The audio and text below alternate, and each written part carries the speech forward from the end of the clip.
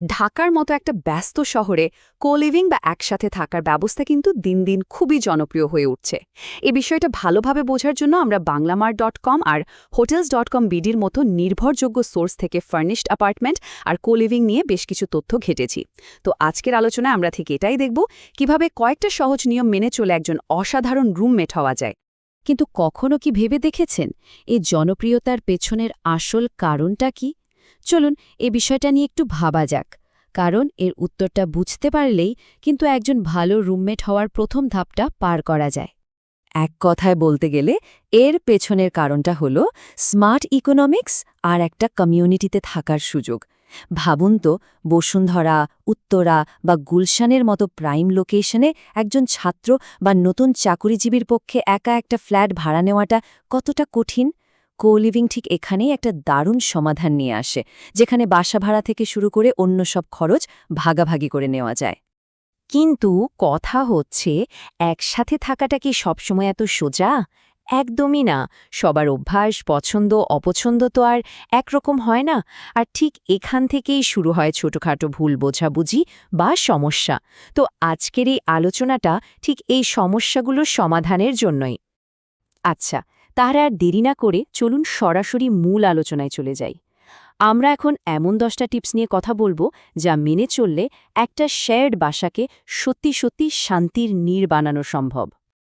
যে কোনো কিছুরই তো একটা ভিত্তি লাগে, তাই না?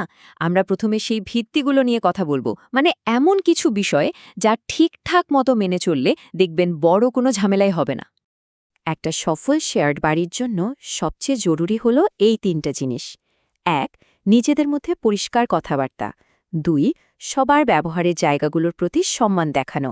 আর 3. ঠিক সময় বিল মিটিয়ে দেওয়া।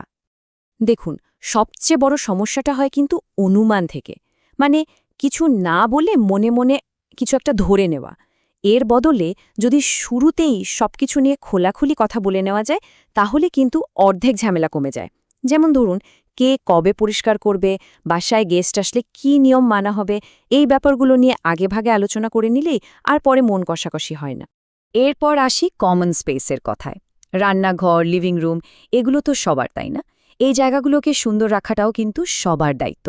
খুব সাধারণ কিছু ব্যাপার, যেমন রান্নার পর কিচেনটা পরিষ্কার করা বা নিজের জিনিসপত্র নিজের ঘরে রাখা, এই ছোট ছোট কাজগুলোই কিন্তু পুরো বাড়ির পরিবেশটাকে অনেক সুন্দর আর আরামদায়ক করে তোলে। টাকা পয়সার ব্যাপারটাই কিন্তু সম্পর্ক নষ্ট করার জন্য যথেষ্ট। তাই বিশ্বাস তৈরির সবচেয়ে সহজ আর দ্রুত উপায় হল সময় মতো বিল পরিশোধ করা। সেটা বাসা ভাড়া হোক বা ইন্টারনেট আর কারেন্টের বিল, নিজের অংশটা ঠিক সময়ে দিয়ে দিলে সবার মধ্যে একটা ভরসার জায়গা তৈরি হয়, আর বাসাটাও চলে কোনো ঝামেলা ছাড়াই। আচ্ছা, ফাউন্ডেশন তো গেল। এবার চলুন একটু দৈনন্দিন জীবনের ছোট্ট ছোট্ট বিষয়গুলো দেখি, যেগুলো একটা শান্তিপূর্ণ পরিবেশ বজায় রাখার জন্য খুবই জরুরি। প্রতিদিনের জীবনে কিছু সাধারণ শিষ্টাচার মেনে চলাটা খুব দরকার। যেমন ধরুন, কেউ হয়তো ঘুমাচ্ছে বা পড়াশোনা করছে, তখন জোরে গান না ছাড়া, বা বাসায় কাউকে আনার আগে বাকিদের একটু জানিয়ে দেওয়া। আর হ্যাঁ, অনুমতি ছাড়া কারো রুমে না ঢোকা। এই ব্যাপারগুলো খুব ছোট মনে হলেও এগুলোই আসলে একে অপরের প্রতি সম্মান দেখানোর উপায়। আর এভাবেই একটা সুস্থ পরিবেশ তৈরি হয়। দেখুন, এক ছাদের নিচে থাকলে মতের অমিল তো হবেই, এটাই স্বাভাবিক।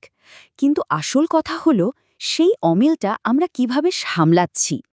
কোনো সমস্যা হলে আমাদের সামনে দুটো পথ থাকে। 1. মনে মনে রাগ পুষে রাখা আর সম্পর্কটা খারাপ করা। আর 2. সমস্যাটা বড় হওয়ার আগেই শান্তভাবে সেটা নিয়ে কথা বলা। বেশিরভাগ ক্ষেত্রেই দেখবেন সাধারণ একটা আলোচনাতেই সমাধান চলে আসে। এখানে কাউকে দোষ দেবার কিছু নেই। আসল উদ্দেশ্য হল একসাথে মিলে একটা সমাধান খুঁজে বের করা। শুধু ঝগড়া ঝামেলা এড়িয়ে চলাই তো আর সব না, তাই না? কোলিভিংয়ের আসল মজাটাই তো হলো একটা কমিউনিটি বা পরিবারের মতো করে থাকা। তো চলুন এবার দেখি কিভাবে নিজেদের মধ্যে একটা পজিটিভ পরিবেশ তৈরি করা যায়। আর আমাদের তালিকার শেষ টিপসটা সম্ভবত সবচেয়ে সুন্দর। সম্পর্কটাকে শুধু রুমমেট হিসেবে না রেখে আরেকটু এগিয়ে নিয়ে যাওয়া। যেমন মাঝে মধ্যে সবাই মিলে একসাথে বসে খাওয়া বা একটা মুভি দেখা।